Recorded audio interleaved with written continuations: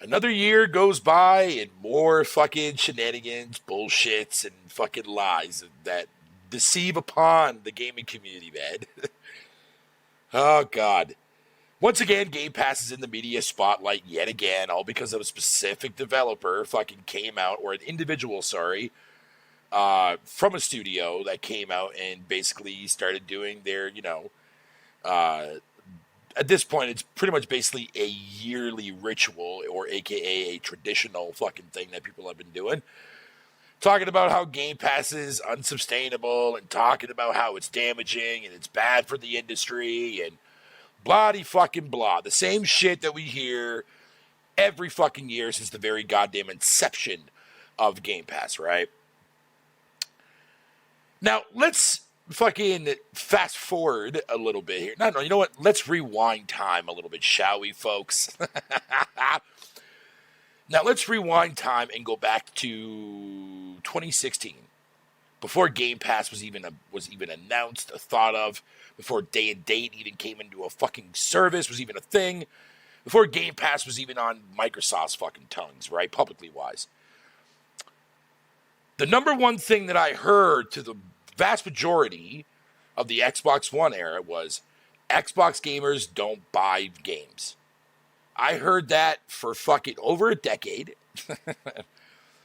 And then all of a sudden, once Game Pass became a thing and Day and Date fucking didn't start until 2018, when fucking they started doing Day and Date with games like Sea of Thieves and State of Decay 2 that same year, all of a sudden the same shit was being said, which always perplexed me a little bit. You know what I mean? And every time I heard people sit there and say that, that's the reason why Game Pass was invented, because fucking gamers don't buy their shit. Yada, yada, yada, yada. And people still actively use that as a cop-out for Game Pass to this day, which is fucking hilarious, mind you. Anyways, now where am I going with this? Well, don't worry. Everything will all make sense eventually. I'll get there, don't worry. Just follow along with me, shall you?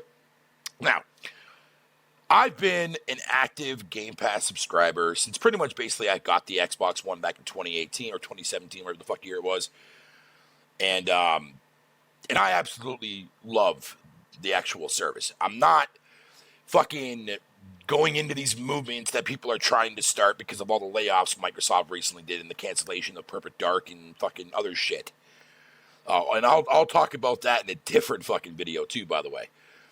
No, I'm not canceling my service. I enjoy the shit of it. I use the shit of it. But meanwhile, at the same time, I'm still investing money into my Xbox. Buying shit all the fucking time on my Xbox. But here's where things get a little bit interesting. All through pretty much basically the last 7 fucking years, I've seen fucking developers come out and complain about the service. I've seen publishers come out and complain about the service. I've seen developers and publishers come out and praise the living fuck out of the service and how it helped get their game exposure, how they made fucking, with that exposure led to more game sales on other platforms, that kind of stuff.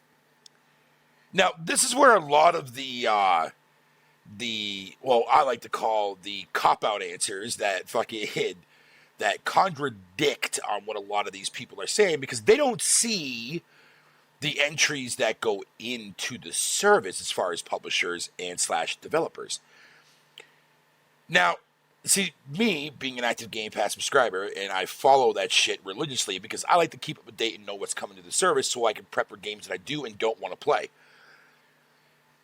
And there's one big fucking thing that I noticed that I've never seen to this day a single motherfucker in this goddamn gaming community ever acknowledge or bring up in conversation, because the moment that they do, then all of a sudden their whole entire narrative behind the gaming service flatlines considerably.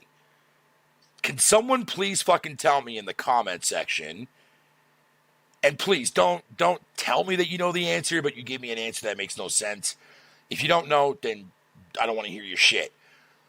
Why has there been so many publishers / developers that have released something into the service day one, and then their next offering is also on the service day one? In other words, a lot of publishers and a lot of developers repeat, not repeat from one IP, but repeat going back into the service multiple fucking times. Now, here's the thing that is very perplexing to me, right? If a publisher / developer fucking is that adamant about their game not selling on a platform where their games weren't going to sell anyways to begin with, hence the reason why Game Pass was invented, why would that developer / publisher constantly be putting their new games on the service day one? Why would any of those developers / publishers, knowing that it's bad for the industry, it's bad for developers, it's horrible for publishers, why in the nebulous cunty fucking cunt flaps would they sit there and repeat entry? Continue to use the service. Somebody please make it make fucking sense. Also, number 2. That was number 1, by the way. Number 2. How many AAA games have been on the service outside of first-party shit? Well, Outriders. That's 1. And I think there was like maybe 2 other ones. But you never ever see a consistent flow of day one AAA releases from any fucking developer outside of first party shit. I wonder why that is. Third, I should say. Y'all ever heard of a thing that Microsoft's been doing now for well over a decade and a half? Well, I'll say a decade, actually, since the Xbox One era. You ever heard of a little thing called ID at Xbox? You ever heard of that? You might want to look into that, dude. Because ID at Xbox, when a developer goes to that fucking and takes that route, they're not forced to release their shit onto the service. Oh, no. Microsoft doesn't endure that. However, it is an option, quote unquote, for a developer if they so choose to go down that rabbit hole. And if a developer wants to go down that hole, then that is their fucking choice. So, a lot of the actual day one games from third party indies and developers alike and publishers, a lot of those come from ID at Xbox. A lot of them do. Now, number 4. Oh, and it keeps going, man. Let me tell you, it keeps fucking going.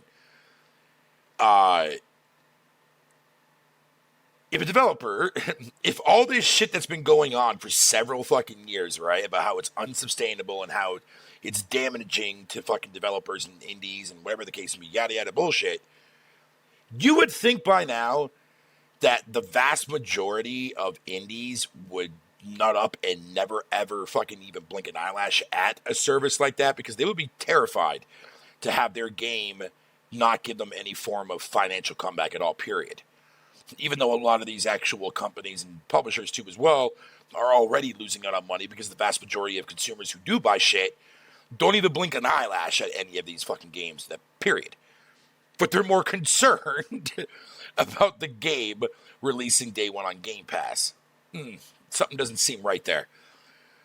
Number 5. God damn, dude. Microsoft came out there fucking yesterday and informed, I forget what his name was, that Microsoft confirming, saying that Game Pass is sustainable when you do not count their first party fucking going into the service. Which obviously makes a lot of sense given the fact that Microsoft is losing money for every game that goes into the fucking service. But here's the thing that people don't see, and people that do see it are too fucking scared or too stupid to understand what it actually implies. For those of you who don't know, Microsoft, their own first-party games, where do they sell the bulk of their shit the most from?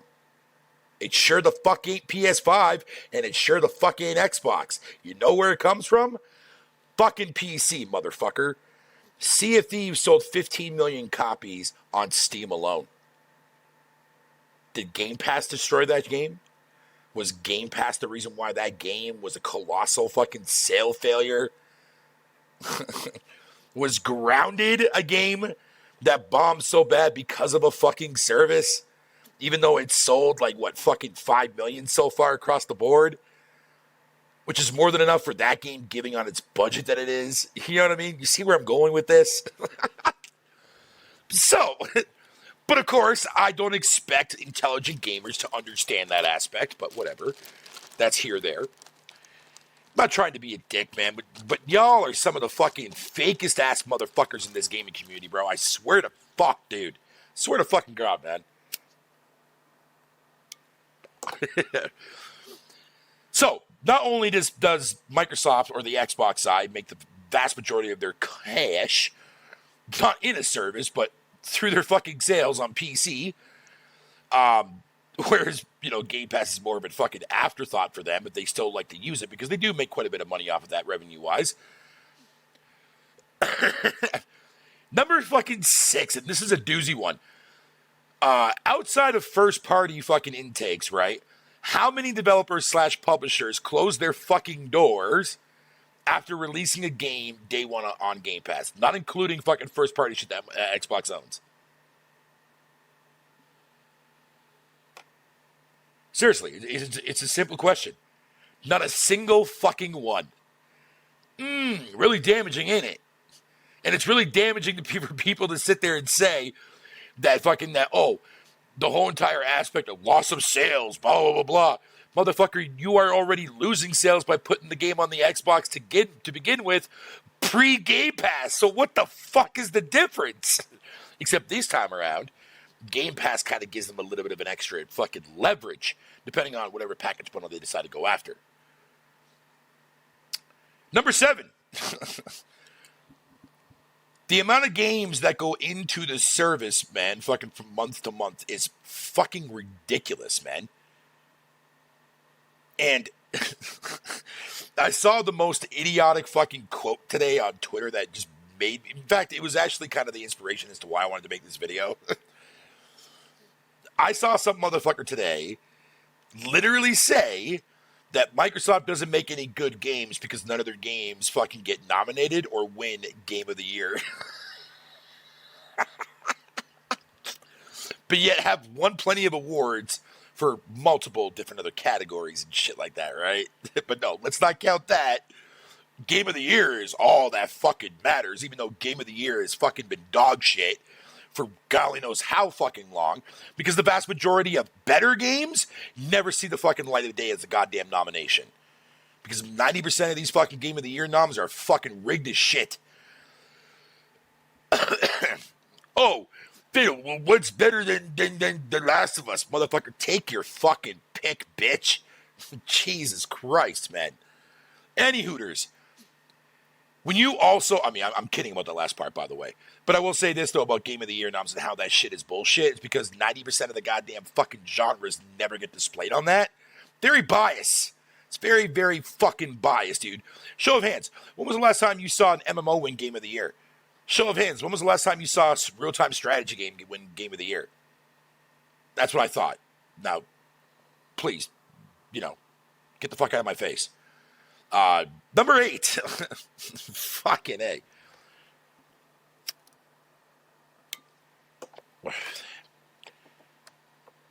Earlier, I had said that fucking there have been developers that have come out and praised the service for gaining momentum and exposure. We saw that happen with High on Life. Boom, now it's getting a sequel. And guess what? That's another game going to the service day one. I wonder why. Going back to what I said about repeats, right? Funny how that works. Descenders is another prime example where that developer has come out on several occasions and defended why his game and how his game was successful because of that service. Because here's what people don't understand. With Microsoft putting fucking their own first-party shit on the service, even though, yeah, their AAA stuff has definitely been questionable, but even their AAA stuff has been questionable pre-Game Pass anyways to fucking begin with. Motorsport 7 ring a bell? Halo 5? Gears 4? You see where I'm going with this? Jesus, fuck, man. But here's the irony, though. That developer that came out the other day, and I'm not gonna mention his name, and I'm not trying to pop shots at this guy, even though he said some questionable things that made me scratch my head. So this individual had his game got released on Game Pass day one. It's called Weird West, which I thought was actually a really interesting game, but apparently the vast majority of the gaming community seemed to not give two flying fucks for that game at all. Hell, even on Steam it didn't do too well, which is a shame, but it happens. Again, going back to what I said earlier in this fucking episode about how a lot of people don't give two shits to fucking look at a lot of games that are on the store from a non-fucking service fucking aspect, but hey, whatever. So this individual comes out and starts talking about how Game Pass is damaging, it's horrible, it shouldn't be part of the industry, yada, yada, yada, yada crap. But the thing is, all he was doing is just expressing his own opinion. You know what I mean? Until somebody mentioned that fucking, oh, did you think about asking your publisher, aka Digital Devolver, as to why they decided to go that route for your game? That motherfucker shut the fuck up real quick and literally said, well, I'm not going to say this on social media because blah, blah, blah, blah, blah. Even though I kind of, initiated the whole entire aspect of it. Bunch of fucking stupidity, bro. And, and again, like, nothing against the actual developer itself for making that game. Because like I said, I played it. I thought it was pretty good. It's not going to be a game that's not going to be for everyone. But the fact that you're single-handedly blaming a service when the vast majority of people who have had failed products that go on that service was developers that had the publisher bring that shit in. Not the developer themselves fucking bringing the shit in, like ID and Xbox developers and whatever the case may be. Funny how that works. But I digress. The last thing I want to bring up before I end this video, man, and like I said, I haven't done a video rant in a long time, even though I didn't start this video. I was saying that it was going to be a rant, but fuck it, it is going to be a rant. I don't care how many views or less views this video gets. I don't give a shit. Y'all need to fucking pay attention more often, man. Now, am I going to sit here and say that Game Pass is sustainable? I don't know, nor do I fucking give a shit. I don't fucking care about that. What I do know is that I see more positivity from fucking developers and publishers alike than I do see fucking negative publishers and developers fucking alike when it comes to negatively fucking critiquing the shit out of the service. I've seen countless times of publishers and developers fucking repeat themselves all the time, which wouldn't happen if the service was so damaging. The list goes on. And, oh my God, dude. Fucking A, bro. Ugh, I don't even know what to say anymore, dude, to be fair. I really fucking don't. Oh, and for everyone that is upset about the layoffs, man, listen, man. It's such a piss off to see all these developers get laid off because Microsoft wants to invest more into stupid garbage AI shit. But I'm not going to sit there and fucking devalue a service that I truly enjoy, that I use the shit of, that I use the way I wish everybody fucking would technically use it and play more shit on it, but they don't. While also supporting other developers by buying other games and stuff like that in the process, while still enjoying stuff that I play on the Game Pass fucking side. I'm not gonna up and leave because you feel some type of way of all these fucking developers leaving. Now, if we bring up the whole entire aspect about the initiative being shut down and Perfect Dark being canceled, who the fuck didn't see that coming? I mean, we've seen countless times with that fucking game going through development hell. We've seen countless times with that studio in fucking shambles, that the original fucking team that was there from the start pretty much basically left 2 years fucking in. The list goes on. Not looking good. Not looking good. But yet, the other studios that Microsoft that were shut down were from fucking Activision and fucking ZeniMax. Funny how that works. Oh, and then the project cancellation of Everwild. Can somebody raise their hand and tell me what the fuck Everwild was supposed to be? Even after the reboot? Can somebody, like, do we know what it was supposed to fucking be to begin with? I've been seeing people fucking like, oh man, I was excited for Everwild. You're excited for a game that you had no idea what the fuck it was? Because it got rebooted, so we didn't see fucking shit for it for years. Huh. Interesting. Now you give a shit about an IP that doesn't even exist? Man, shut the fuck up, dude. Seriously? Seriously. Oh, I'm worried about Fable. Oh, I'm worried about State of Decay 3. Oh, I'm worried about this. Here's the thing. At the end of the day, y'all are going to shut the fuck up anyways when next year rolls around. When next year rolls around and you see all the games that Microsoft's going to be releasing, y'all are going to be like, oh, okay. What the fuck happened, man? What the fuck, man? I'm telling you, dude. But at the same time, I'm going to be roughly probably around the same time you're going to start to see the same stupid bullshit come out. Game Pass is fucking up the industry. Blah. It's a yearly ritual at this fucking point. And I'm so fucking tired of it, dude. I'm so fucking tired of it. Oh, God, it makes me sick, man. I'm out. Fuck y'all, man. I'm out.